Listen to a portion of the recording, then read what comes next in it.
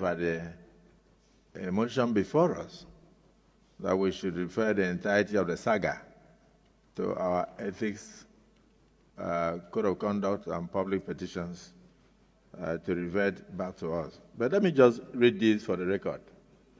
Even the first time the issue came up here, our distinguished sister was not even speaking from her seat. And that was when we tried to call her to order. I think part of the problem is when people come from court-declared senators, they miss the orientation. The management of the National Assembly is hereby ordered to organize periodic orientation, particularly for senators who are midstreamers, who can midstream and did not start when their colleagues started. Because I remember that this particular senator, on the day she was sworn in, raised her hand to speak.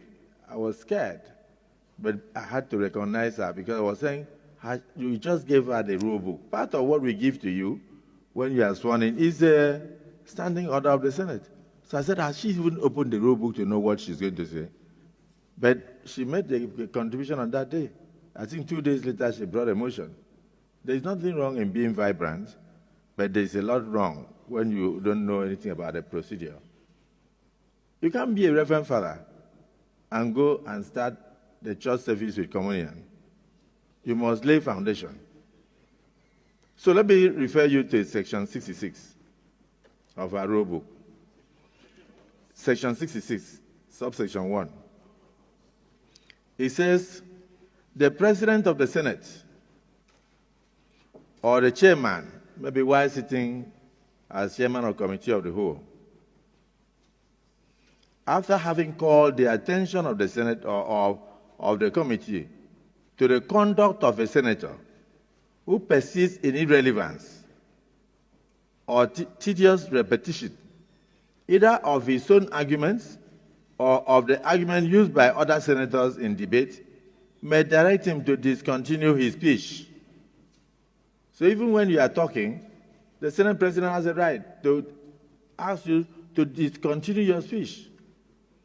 And then section 66(2) says, if such a senator refuses to resume his or her seat, this is the first time the rule book is even referring to her, the President of the Senate, or in the case of sitting as chairman of committee of the whole, shall order such a senator whose conduct is grossly disorderly to withdraw immediately from the Senate during the remainder of that day's sitting. The President of the Senate shall order such a senator to withdraw in the event that he views her conduct or his conduct to be disorderly.